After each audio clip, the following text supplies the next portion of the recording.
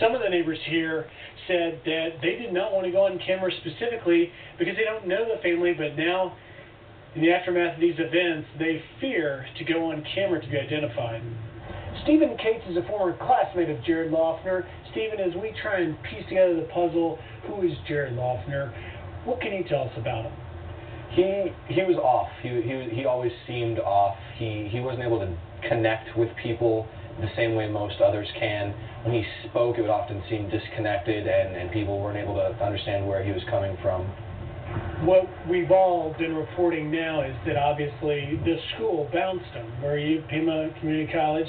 I know you go to University of Arizona and you take classes there, but did you see any signs that he should be expelled or that he could be a threat to the school? Well, he made people uncomfortable, and so students were distracted by his presence, and I think that's where a lot of that came from, is people felt threatened around him, they felt uncomfortable, they didn't like being in the same room as him.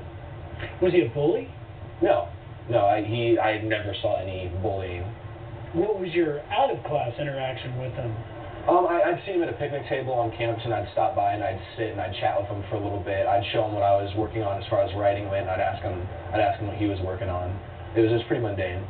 What was your reaction once you heard the news that he had committed this horrific rampage? After the initial shock of, wow, this happened, and I thought about it more, I understood it. It didn't surprise me, really. Really?